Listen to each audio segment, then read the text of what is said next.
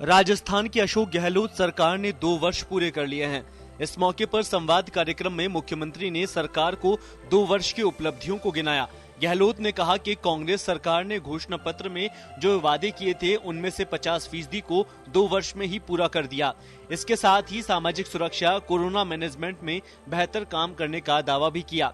गहलोत ने कहा कि भीलवाड़ा मॉडल को देश ही नहीं पूरी दुनिया में माना और काम में भी लिया। गहलोत यही नहीं रुके और इस दौरान सियासी संकट की चर्चा करते हुए सीधे तौर पर भाजपा पर हमला बोला और कहा कि भाजपा ने राजस्थान की सरकार को गिराने की पूरी प्लानिंग की थी। एक तरफ कांग्रेस नेताओं के यहां ईडी के छापे पड़वाए गए तो दूसरी तरफ सरकार गिराने में राजस्थान भाजपा समेत केंद्र के नेता लगे रहे। गहलोत ने तंज कसते हुए कहा कि राजस्थान में जो लोग बुगला भक्त बन रहे हैं वो बड़ा खेल करने में जुटे हुए थे, लेकिन कांग्रेस सरकार मजबूत है और अब 5 साल पूरा काम करेगी।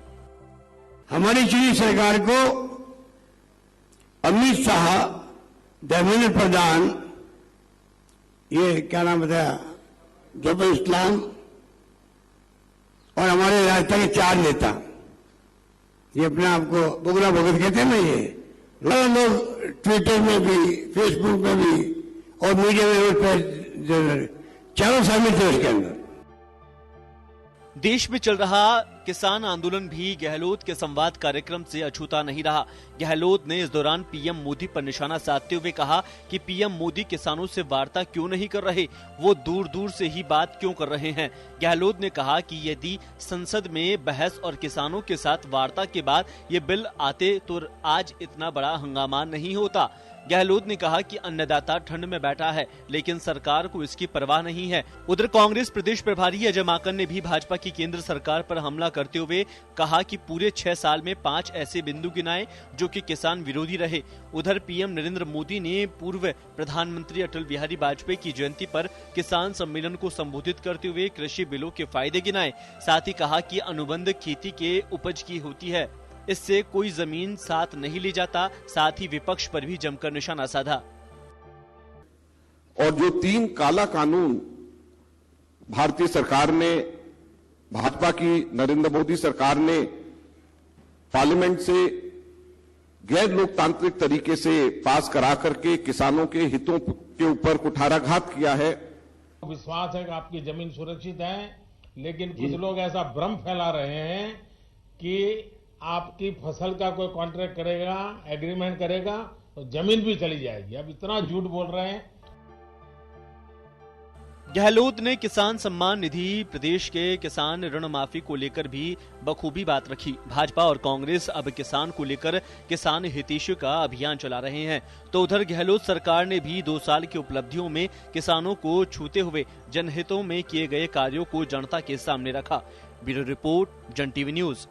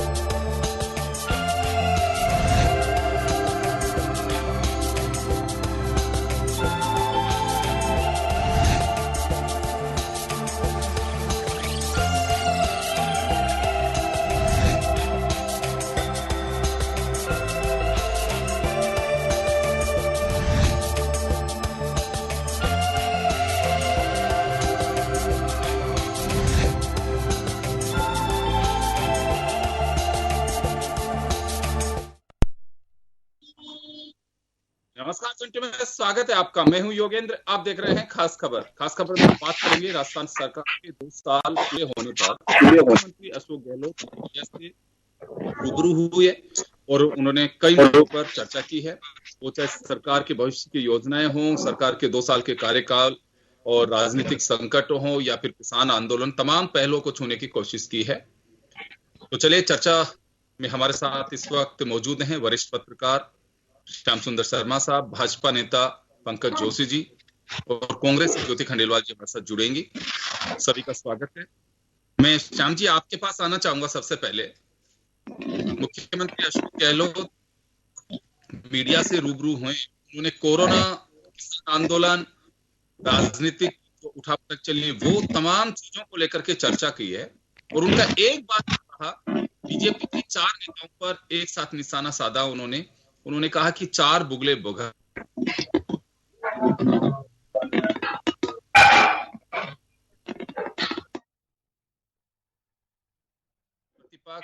प्रतिपक्ष और प्रदेश अध्यक्ष, उनका जिक्र किया।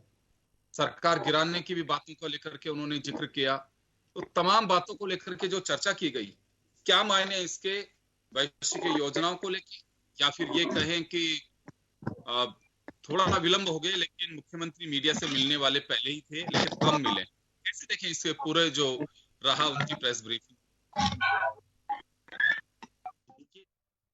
योगेंद्र जी, आज मुख्यमंत्री की प्रेस कॉन्फ्रेंस में बहुत सारी बातें ऐसी देखने को मिली, वो आज भी अपने पुराने दर्द को भूल नहीं पा रहे हैं।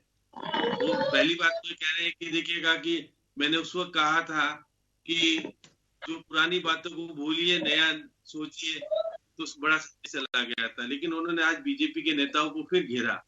उन्होंने कहा कि 4 बुगला भगत हैं और वो प्रदेश के हैं।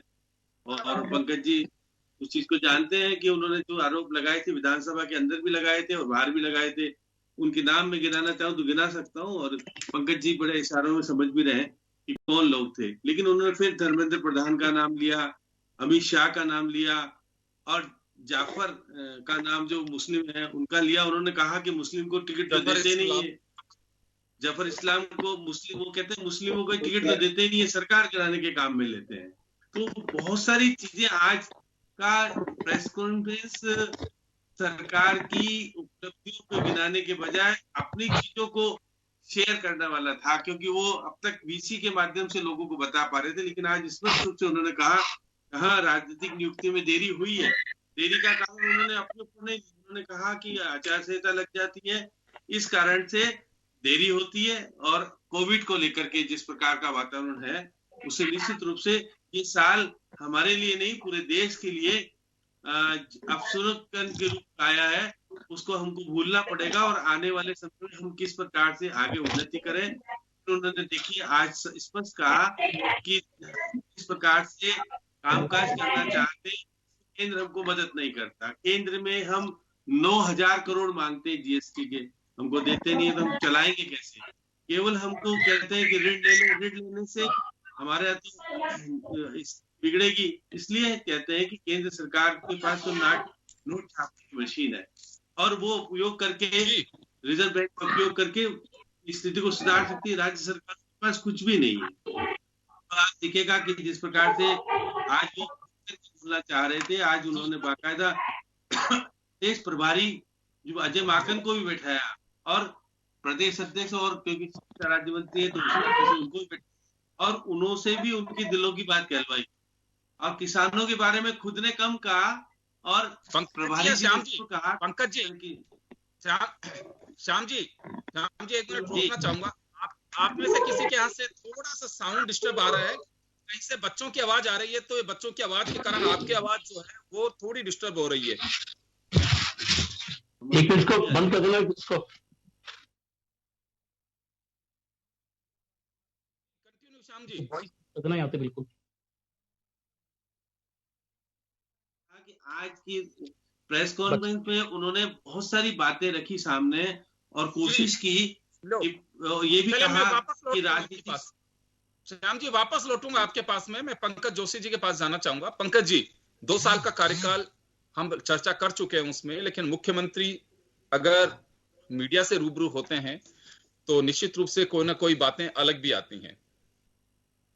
उन्होंने 4 नेता जो आपके हैं उन पर सीधा हमला बोला है और ये कहा है कि प्रदेश की राजनीति में ऐसा कभी नहीं देखा गया, अस्थिर करने के लिए कोशिश, लेकिन उन चारों में होड़ मची हुई है।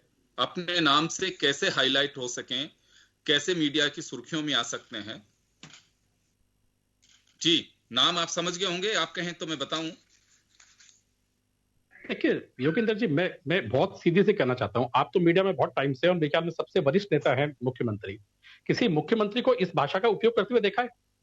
इससे पहले जो है 2008 के जब चुनाव हुए थे, तब कुछ पोस्टर लगे थे, सब यही मुख्यमंत्री थे ना। जब किसी ने पोस्टर लगाए थे तो उसके ऊपर क्या कार्रवाई की थी? जब कुछ पोस्टर लगे थे तो क्या कार्रवाई की थी? आपको पता है ना। और आज वहीं पर ये आ गए, खुद आ गए। मतलब आप करें, दूसरा करे, कोई आदमी जो जनरल आदमी वो करे, तब तो दिक्कत है। और मुख्यमंत्री होकर के इस तरीके के शब्द, और फिर यदि कहें कि यदि कोई जनता यदि किसी इनके जो राष्ट्रीय नेता है उनको यदि कुछ शब्द कहते हैं और सोशल मीडिया पे आते हैं तो बुरे क्यों लगते हैं भाई फिर आपको? पहली बात तो ये तो भाषा है मुख्यमंत्री जी की। अब दूसरी बात सुन लीजिए, मुख्यमंत्री जी ने कहा कि भाई, आज छोटा सा उदाहरण देता हूं आपको कि भैया ये जो खान लगी हुई है, जो अभी आपको थोड़े दिन पहले कलेक्टर साहब 12 के पकड़ में आए, उन्होंने बताया कि भाई इसको कलेक्टर किसके कहने पे लगाया था, किन मंत्री के कहने पर लगाया था, और इन्होंने कितने, आप तो 9,000 करोड़ की बात कर रहे हैं। एसीडी के कितने मामले ऐसे हैं जिसको जो है पुलिस मुख्यालय आज पत्रिकाओं में छपा, क्या आज का पेपर पढ़ के भी आए कि नहीं आए मुख्यमंत्री जी, जिनको एसीडी में पकड़ करके मुख्यालय जो है परमिशन नहीं दे रहा? अरे वाह भाई, उस पर बात नहीं करी आपने, चलो छोड़िए, उस पर बात नहीं करी। 17 नवंबर पर हमारी रिकवरी है, इस पे भी आपने बात नहीं करी। पंकज जी देखिए, ये एक बड़ी विडंबना है दोनों ही सरकारों की कि कहा तो ये जाता है कि पारदर्शी जवाबदेही सरकार रहेगी दोनों ही तरफ से, लेकिन अभियोजन स्वीकृति की बड़ी गजब दास्ता है हमारे यहाँ पे। सरकार चाहे आपकी हो चाहे किसी और की हो, अभियोजन स्वीकृति में मेरे खिलाफ है कि या तो कार्रवाई नहीं करवानी देनी, तो आप कह रहे कि आपकी हालत में कोई थी। यदि हम 55 साल का हिसाब मांगते हैं तो सर हमारे ऊपर आरोप लगते हैं कि आप अभी की बात करें, और जब हम इससे अभी का हिसाब मांगते हैं तो ये पीछे चले जाते हैं। पहली बात। अब आप दूसरी बात, खुद मीडिया भारतीय जनता पार्टी के प्रवक्ता हैं, न कांग्रेस के प्रवक्ता हैं। श्याम जी ने कहा कि उन्होंने जो है आज के कार्यक्रम की बात करी। क्या बात करी? केवल अपने दुख दर्दों को बांटा। अरे मुख्यमंत्री जी, यदि आपके दुख दर्द ऐसे हैं तो इस 7 करोड़ जनता के दुख दर्द क्या होंगे ये तो समझ से। आपके दुख दर्द ये तो 7 करोड़ जनता के दुख दर्द कैसे होंगे? इसीलिए मैं कह रहा हूं, आज जो है बलात्कार की स्थिति ये है कि 4 साल से लेकर के 2 साल से लेकर के स्थिति बनी हुई है। आज जो है आपको जो कह रहे हैं कि 2,000 करोड़ नहीं दिया, आपने मुझे बताइए मार्च से लेकर के अब तक सैलरी के पेटे कितने पैसे रोक रखे हैं? उसके अलावा आपने जो जीएसटी के रिफंड रोक रखे हैं वो कितने रोक रखे हैं? इसके अलावा आपने किसानों का जो पैसा रोक रखा है वो कितना रोक रखा है? आपने जो प्रोजेक्ट रोक रखे हैं वो कितना रोक रखा है? और जो केंद्र का जो फंड आया है 42,000 करोड़ रुपया, उसकी यूसी क्यों नहीं भेज देते भाई आप, कि उसकी यूसी भेज दो कि भाई हाँ साहब ये हमने जो है यूटिलाइज कर लिया है और ऐसे यूटिलाइज कर लिया है, तो क्यों नहीं भेज देते हो भैया? मुझे बताइए। और आप जो है किसी अकाउंट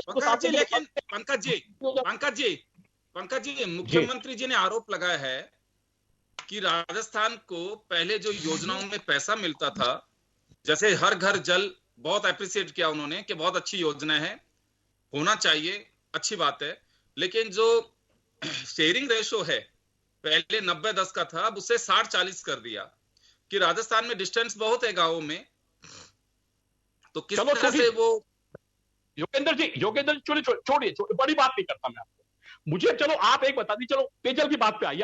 मैं आपको अब जयपुर की घटना बता, ज्योति जी है एका जल करके आपने जो है बेसिकली वो लगाई है ना स्टॉल, और आप देख लीजिए कि स्टैचू सर्किल के ऊपर जो है उसके पास में से जो है पानी की बोतल बिस्लरी है। ये कह रहे हैं कि बिस्लरी से अच्छा एका जल है जो आपने कहा कि जो पानी मिल रहा है, और उस एल्कलाइन वाटर जो कह रहे हैं आप, और एल्कलाइन वाटर के ऊपर कितने भैया होर्डिंग लग गए हैं बताइए मुझे, और सरकार ने कितना पेमेंट किया है उनको?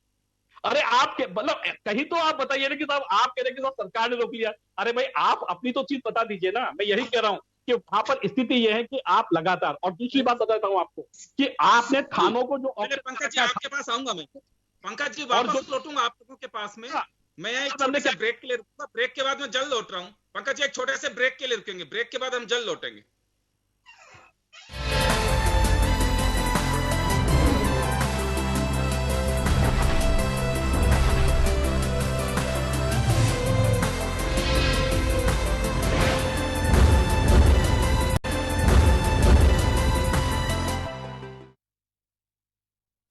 सर वक्त 6 ज्यादा का है। ब्रेक के बाद एक बार फिर आपका स्वागत है। आप देख रहे हैं खास खबर। बात कर रहे हैं राजस्थान सरकार की 2 साल पूरे होने पर मुख्यमंत्री अशोक गहलोत ने जो मीडिया ब्रीफिंग की, उसको लेकर के कुछ मुद्दे ऐसे हैं जिनको लेकर हम चर्चा कर रहे हैं। ज्योति खंडेलवाल जी हमारे साथ जुड़ी हुई हैं। ज्योति जी आपके पास आना चाहूंगा। पंकज जोशी जी ने अभी कही कि केंद्र की योजनाओं के पैसे का हिसाब नहीं दे रहे हैं मुख्यमंत्री। ये बीजेपी अक्सर सवाल उठाती है और अभियोजन स्वीकृति का एक मामला उठाया कि करप्शन के चार्जेस जिन लोगों पे हैं उनको अभियोजन स्वीकृति जो मिलनी चाहिए वो सरकार नहीं दे रही है, अटका रही है उनको। तो 2 चीजों को लेकर के सवाल उठा रहे हैं। देखिए, विपक्ष का काम है, पंकज जोशी जी का काम है बीजेपी पार्टी की तरफ से सवाल उठाना, लेकिन इस समय हम सब जानते हैं कि जो राजस्थान में कांग्रेस की सरकार के 2 साल पूरे हुए हैं उसमें हर वर्ग को लाभ होता हुआ दिखाई दिया है। कोरोना जैसी महामारी के समय पर कैसे श्रमिकों को घर पहुंचाने का काम किया गया, कैसे भूखे कोई व्यक्ति भूखा न सोए इस मिशन के साथ काम किया गया। आप विकास की अगर बात करते तो यूडीएच डिपार्टमेंट ने जिस तरीके से हजारों करोड़ों रुपयों के जो वर्क जो अटके हुए थे, जो बीजेपी सरकार ने बहुत सारे प्रोजेक्ट्स को जिनको अटका रखा था उन सब कामों को शुरू किया है। हर एक वर्ग को राहत देने का काम जो है वो कांग्रेस की सरकार ने किया है। और जहां तक ये बात कर रहे हैं तो इनको सबसे पहले ये बात बतानी चाहिए कि केंद्र सरकार जब किसान इस इतनी तेज ठंड में सड़क पर बैठा है, आंदोलन कर रहा है, अपनी बात कह रहा है, तो आप ऐसे लोकतांत्रिक देश में जहां पर जनता के लिए जनता के द्वारा सरकार चुनी जाती है वहां पर क्यों तानाशाही अपनाई जा रही है? क्यों उनकी बात को नहीं सुना जा रहा है? जहां तक विपक्ष में बैठ करके बातें उठाना बहुत आसान काम होता है, जो पंकज जी ने भी कर दिया है, लेकिन क्या विपक्ष अपनी भूमिका में कहीं नजर आ रहा है? क्या वो मुश्किल समय पे सरकार के साथ राजस्थान में जनता के साथ खड़ा हुआ नजर आता है? नहीं आता। कहीं ना कहीं वो अपनी अंतरकलह से जूझ रहा है, आपसी नेताओं की फूट से जूझ रहा है, या फिर इनके केंद्र के नेताओं की तानाशाही से, और केवल उनकी मन की बात सुनने के लिए यहाँ पर जनता जो है वो केवल वही सुनना चाहती है। जनता के मन की बात को न तो बीजेपी के नेताओं को सुनने की मंशा रहती है, ना उनकी इच्छा रहती है। तो इसलिए बीजेपी तो इस समय मैं तो कहूंगी पंकज जी शायद अपना धर्म निभा रहे हैं कि वो कुछ प्रश्न उठा रहे हैं, जबकि वो भी दिल से जानते हैं कि राजस्थान में माननीय मुख्यमंत्री अशोक गहलोत जी के नेतृत्व में जनता के लिए जो काम किए गए हैं उन्हें जनता ने सराहा है, जनता ने कहा है, जनता ने माना है। क्योंकि अगर हम देखते भी हैं कोरोना के समय पर भी, अगर महामारी का समय जो परेशानी का समय था उस समय भी माननीय मुख्यमंत्री जी ने हर एक विधायक, चाहे वो बीजेपी का हो चाहे वो कांग्रेस का हो, उससे सीधा संवाद रखा। ब्लॉक स्तर तक, सरपंच तक, पंचों तक, ब्लॉक तक, हर एक व्यक्ति तक उन्होंने सीधे संवाद रखने की कोशिश की। एक्सपर्ट्स के साथ जनता का सीधे संवाद करवाया। तो जहां देखिए लोकतंत्र में सबसे ज्यादा जरूरी होता है जनता और सरकार के बीच में एक संवाद स्थापित करना, और वो पूरी ट्रांसपेरेंसी के साथ, पूरी पारदर्शिता के साथ किया गया है। कुछ सवाल, अगर हमें सत्र भी बुलाना, विधानसभा सत्र भी अगर बुलाना हुआ तो वो भी बुलाया। बजट की बात हम सब जानते हैं, इस समय कितनी परेशानी आर्थिक स्थिति पर राजस्थान की सरकार के सामने भी है, लेकिन केंद्र सरकार द्वारा बजट न दिया जाना, लगातार उसमें कटौती करना, जीएसटी के जो हमारा फंड, हमारा जो मिलना चाहिए था जो हिस्सा, उस हिस्से को हम तक न पहुंचाना, कहीं ना कहीं राजस्थान को पीछे धकेलने का काम केंद्र सरकार कर रही है। लेकिन फिर भी माननीय मुख्यमंत्री जी की दूरदर्शिता की वजह से और एक बेहतर प्रबंधन की वजह से राजस्थान निश्चित रूप से निरंतर लगातार तरक्की और विकास की ओर आगे बढ़ रहा है और हर वर्ग को साथ लेकर चल रहा है। ज्योति जी मैं वापस लौटूंगा आपके पास में, मैं पंकज जी आऊंगा, मैं एक बार श्याम जी के पास जाना चाहूंगा। श्याम जी, एक बात और यहाँ कहनी होगी कि आने वाले दिनों में कांग्रेस किसान आंदोलन को और तेज कर सकती है। कहा भी है, चाहे गोविंद सिंह डोटासरा हो, चाहे अजय माकन हो, चाहे मुख्यमंत्री अशोक गहलोत, तो किसानों के मुद्दे को लेकर के चर्चा की है और उनका साफ कहना था कि किसानों के साथ हम खड़े हैं। अजय माकन ने यह भी कहा कि 5 ऐसे बिंदु गिनाए उन्होंने जो जन विरोधी कानून लेकर के आई या जन विरोधी हरकत बताई है सरकार की, केंद्र की, 2014 से जब से सरकार बनी है तब से ही। पहला तो उन्होंने लैंड एक्विजिशन बिल जो आया 2014 जून में, वहीं से अध्यादेश के जरिए जब शुरुआत की उन्होंने, तब उसका विरोध हुआ। अभी किसान आंदोलन जो चल रहा है, किसान बिल जो है 3 जो कानून का रूप ले चुके हैं, उनका उन्होंने जिक्र किया। तो ये धरती पुत्रों को न्याय मिलेगा नहीं मिलेगा, ये तो सब भविष्य के गर्व की बातें हैं, लेकिन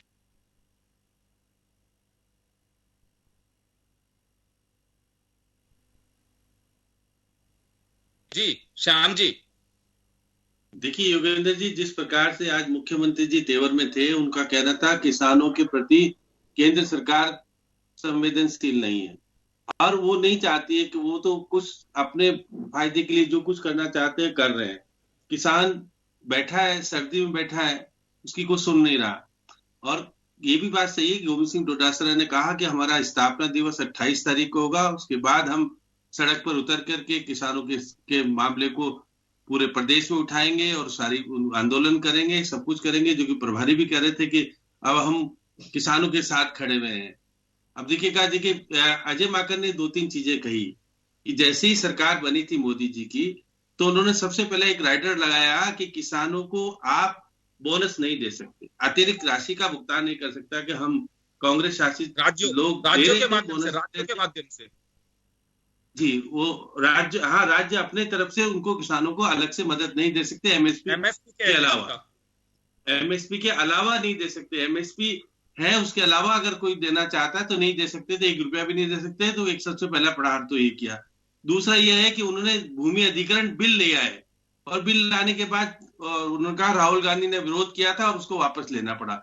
आज भी वो कह रहे थे कि हम जिस प्रकार से राष्ट्रपति से मिलना चाहते थे, हो सकता है राष्ट्रपति मिलना चाहते हो, लेकिन जिस तरह का वातावरण राष्ट्रपति ने मना कर दिया। और राज्यपाल पे भी आरोप लगाया कि हमने जो 3 बिल दिए थे पास करके, वो दिल्ली नहीं भेज रहे। और ऑनर किलिंग वाला बात पहले वाला भी कहा कि आज तक हमारा राष्ट्रपति के पास अटका पटा है कि लोकतंत्र को जीवित रखने का जिस प्रकार का होना चाहिए वो नहीं कर रहे। तो ये सारी चीजें देख करके जिस प्रकार से बोल रहे थे कि हम नवाचार कर रहे हैं।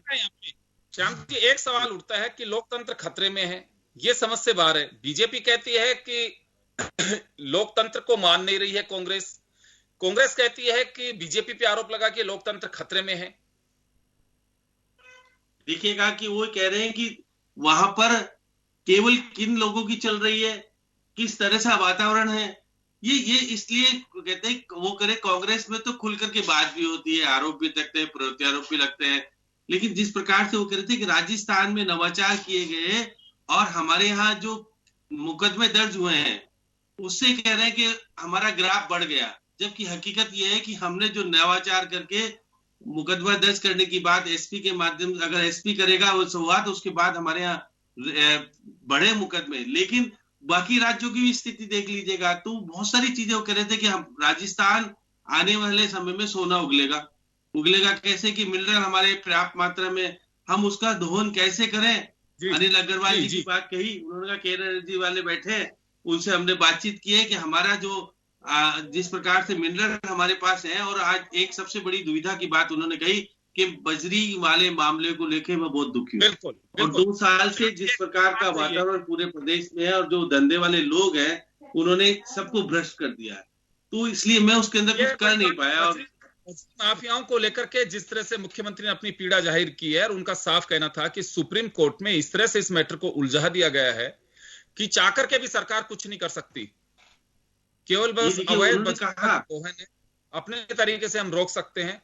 तो उनकी कोशिश है कि अभी जो एक्टिविस्ट हैं वो विजिट भी करके चले गए हैं जो सुप्रीम कोर्ट के कहने पे आए थे, और उम्मीद है कि जल्द से जल्द, और लगता है कि ये प्रदेश के लिए एक अच्छी खबर हो सकती है कि अगर जल्द बजरी माफियाओं के चंगुल से बजरी का जो भंडारण है वो आम जनता तक पहुंच सके तो वाजिब रेट मिल सकती है। 4 गुना तक ज्यादा पे करना पड़ रहा है, जिस बजरी के लिए ट्रोली के पैसे 2,500-3 हजार होते थे, वो आज 20-25 10 गुना माफ करेगा, 10 गुना ज्यादा पैसे पे करने पड़ रहे हैं। आम आदमी मकान बनाना उसके लिए बहुत ही दुभर हो रहा है, और इसकी और मुख्यमंत्री ने पूरी तरह से कोशिश करने की बात भी कही है। 2021 की प्राथमिकताओं से एक ये मान के चला जा सकता है कि अशोक गहलोत बजरी खनन माफियाओं की कमर तोड़ने के लिए पूरी कोशिश कर सकते हैं, ऐसा उनका कहना है और दावा है। जी पंकज जी, आपके पास आना चाहूंगा मैं एक बार। लोकतंत्र खतरे में, आप भी कह रहे हैं कि कांग्रेस तोड़ मरोड़ रही है लोकतंत्र की मर्यादाओं को। कांग्रेस कहती है कि लोकतंत्र खतरे में है, मोदी से लेके नीचे तक लोकतंत्र को कोई कुछ नहीं समझ रहा। आखिर खतरे में किसकी वजह से? देखिए, पहले तो आपने जो बात कही ना कि बड़ी बात कही बजरी की, अब आपने छोटा सा उदाहरण बताया, बजरी की रेट जयपुर के अंदर कितनी प्रकार की है। यदि आपको प्रतापनगर में बजरी चाहिए तो आपको 36,000 में ट्रक मिलेगा, आपको यदि उससे आगे चाहिए तो 38 में मिलेगा, आपको उससे ज्यादा चाहिए तो 40 में जाइएगा। और यदि 1% भी छूट हुआ, सुनिए 1% भी झूठ हुआ तो राजनीति से कभी भी उसको ठीक करने की, करने की कोई प्रयास नहीं किए। आज मुख्यमंत्री ने पीड़ा तो जाहिर की है, वो चाहते तो है कि स्थितियां ठीक हो, लेकिन हम सब जानते हैं कि पिछली कांग्रेस 2 साल पहले भी बजरी माफियाओं की स्थिति क्या थी, तब कैसे संरक्षण मिल रहा था। फिर मैं डिबेट से उठ जाऊंगा, ताकत रखिए आप तो सुनने की। अब सुनिए आप पंकज जी, केवल आपके चिल्लाने से आपकी बात सही नहीं हो जाती, आपके डिबेट के छोड़ के जाने से भी आप सही नहीं हो जाते हो। माफिया के लिए कांग्रेस को दोष देना तो किसी तरीके से भी जायज नहीं होता आपके लिए। ज्योति जी वापस आ रहा हूँ आपके पास में। हाँ पंकज जी, अपने बात पूरी करिए जी। बताइए ना, बताइए तो भाई, क्यों? क्योंकि आपके ऊपर से आया। दूसरा सुन जाइए, 4 दिन पहले, कूल डाउन, 4 दिन पहले आपके यहाँ में डीजीपी के, एडीजीपी के यहाँ से आदेश निकले हैं बूंदी के लिए, एसपी के लिए, जिसमें लिखा हुआ है राज्य सरकार की अनुशंसा के कारण इन लोगों के हस्तांतरण किए जाते हैं। मुझे बताइए, आज तक कितने बार ऐसे पत्र जो है कानून, लॉ एंड ऑर्डर हैं। हमारे टाइम तो आप बहुत कहते थे कि भैया जो है गुलाब चंद कटारिया जो है एक ही साथ में ट्रांसफर भी नहीं कर सकते। अब तो आप बिल्कुल, आपने सही बात की, जो बात ज्योति जी कह रही थी कि एक एक विधायक से बात कर रहे हैं कि भैया बताइए आपके लिए क्या चीज चाहिए, क्योंकि विधायक, उनकी जो पीड़ा है ना, जो शाम जी ने शुरू में कही थी, वो पीड़ा जो है उनकी, इसलिए लोकतंत्र खतरे में ये है कि आप लोकतंत्र में बचे हुए क्यों हैं, क्योंकि आपको विधायक सटने का डर लगता है। तो आप चाहे तो उस विधायक का थाना इंचार्ज कौन होगा, विधायक के कहने से होगा। मुझे बताइए, बूंदी में अभी 4 दिन पहले जो ऑर्डर निकाले हैं उसकी कॉपी लाके रख दीजिए, पता चल जाएगा आपको। फिर मैंने आपको कहा, आपको मैंने बजरी की बात बता दी, बजरी की और चलिए बताइए, बजरी के जो लोग के खनन माफिया कह रहे हैं, भैया जो आप जैसलमेर गए थे तब कहाँ ठहरे थे, ये तो बताइए लोगों को कि वो कौन लोग थे जिनका जो है जिसमें ठहरे थे, क्या बात हुई इसमें, कहाँ से भुगतान हुए, क्या हो रहा है। तो ये जो चीजें हैं इनको नहीं कहना चाहिए, तो ज्यादा पता होगा। पहली बात। अब दूसरी बात, इन्होंने कहा कि साहब विपक्ष अपनी भूमिका नहीं निभा पा रहा है। तो अब आप, क्योंकि ये ज्योति जी ने प्रश्न उठाया, मैं तो जानना चाह रहा हूं कि लोकतंत्र खतरे में है, ये आरोप आप भी जड़ रहे हैं, कांग्रेस भी जड़ रहे हैं। हम भी जानना चाहते हैं कि लोकतंत्र क्यों खतरे में है, किसकी वजह से? अरे आज प्रधानमंत्री जी ने कहा नहीं क्या कि बंगाल के जो किसान थे, वो पंजाब पहुंच गए। और मुझे बताइए कि यदि पंजाब के आड़तियों के छापे पड़ रहे हैं तो किसान का क्या लेन देन है? अभी मुझे बताइए, आप आड़ती के साथ है, किसान के साथ है? आज मुझे बताइए कि आपने जो परचेज किया, आपने एमएसपी पे जो माल 2013 तक आपने परचेज किया, उसमें से आज 18,000 करोड़ रुपए किसानों के खाते में सीधे पहुंचे कि नहीं पहुंचे? मुझे बताइए। और आप चलो राजस्थान का बता दीजिए कि कितने लोगों के ऋण माफ किए, उनका बता दीजिए, इन्हीं लोगों के ऋण माफ किए। आप उनका हिसाब तो देते। आज 18,000 का जो है ऑनलाइन हिसाब है ना, 18,000 करोड़ का, ये नहीं है? बताइए। तब तो जब हम हिसाब देते हैं तब तो ये कहते हैं कि लोगों को जो है जो बेनिफिट दे रहे हैं उनके लोगों कितने लोगों के माफ किए वो तो आज बताया उन्होंने प्रेस कॉन्फ्रेंस में, कहा कि 20,50,000 सुन नहीं रहे किसानों के माफ किए। हम बीच में आपको बताने लगते हैं तब भी आप कॉमर्शियल बैंकों का जिम्मा दे दिया केंद्र सरकार को कि वो माफ करे। श्याम जी, हम तो बता रहे हैं, हमारे पास तो लाभार्थी की सूची है ना। हमने तो पिछले बार वही बता रहे हैं 20,50,000 का तो है सूची। पंकज जी बिल्कुल लीजिए, किसी ने मना नहीं किया है। सरकार की तरफ से बिल्कुल पारदर्शिता है और उसकी पूरे डिटेल सरकार देने को भी तैयार है और सरकार ने दिए भी है। लेकिन अगर आप जानकारी नहीं रखना चाहे या आपके पास जानकारी का अभाव हो तो इसका तो दोष सरकार। कोऑपरेटिव सोसाइटियों के लिए भी बहुत बड़ी बात कही है कि हम कानून बनाएंगे, उनके खिलाफ कार्रवाई करेंगे। शाम जी मैं दो मिनट बात कर रहा हूँ, मुझे बता। चलिए ज्योति जी आपके पास आना चाहूंगा,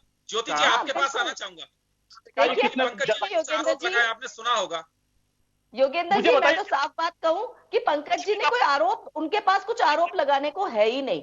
जहां तक बात आपने लोकतंत्र के खतरे को लेकर के जो इतना महत्वपूर्ण सवाल उठाया, मैं उसका जरूर आपको जवाब देना चाहूंगी कि आप खुद देखेंगे कि लोकतंत्र खतरे में साफ तौर पे इसलिए नजर आता है क्योंकि अभी आपने खुद ने उठाया, मैं खुद इन बातों को उठाना चाह रही थी लोकतंत्र खतरे में, कि जब सरकार बिल पास करती है, गवर्नर के थ्रू देती है, तो वो नहीं भेजते राष्ट्रपति के पास।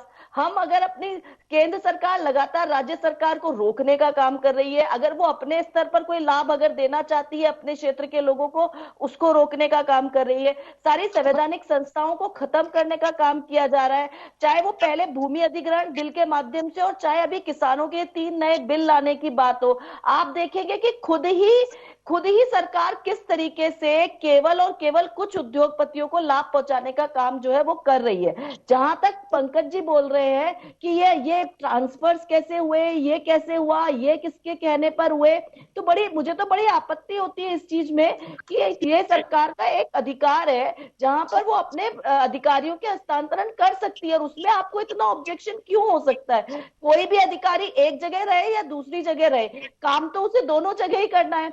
काम करवाने की जिम्मेदारी निश्चित रूप से सरकार की है, जो वो जिम्मेदारी माननीय मुख्यमंत्री जी हमेशा अपने ऊपर लेते हैं। वो अपनी जिम्मेदारी से कहीं पीछे नहीं हटते हैं। उन्हें अगर कहीं कमी महसूस होती है तो उसको स्वीकार करते हैं, और निश्चित रूप से राजस्थान आगे आने वाले समय में सोना उगलेगा, क्योंकि जिस रिफाइनरी को इन्होंने 5 साल लेट कर दिया, उस रिफाइनरी जो कि पिछले कांग्रेस की सरकार में जिसकी शुरुआत हो चुकी थी, अगर आज उसको आगे बढ़ाया होता तो राजस्थान निश्चित रूप से सोना उगलने वाला प्रदेश बन चुका होता। लेकिन आपने उसको फिर पीछे धकेल दिया, फिर उसे आगे नहीं लेकर के आने देना चाहते, और आज भी केंद्र सरकार के माध्यम से जिस तरह से रोड़े उसमें अटकाए जा रहे हैं, वो साफ तौर पे राजस्थान ज्योति जी मैं माफी चाहूंगा, समय का अभाव है, मैं रोकना चाहूंगा तमाम अतिथियों को।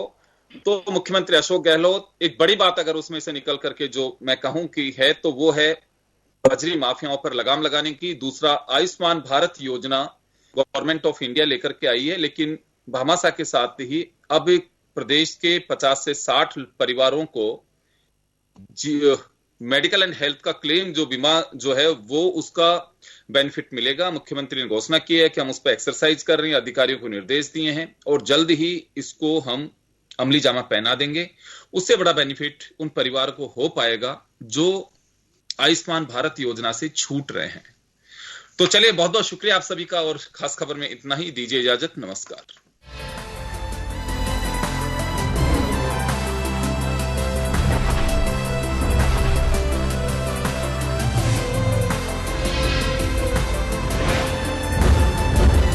जन टीवी की लेटेस्ट अपडेट पाने के लिए हमारे चैनल को जरूर सब्सक्राइब करें और नोटिफिकेशन पाने के लिए बेल आइकॉन दबाएं।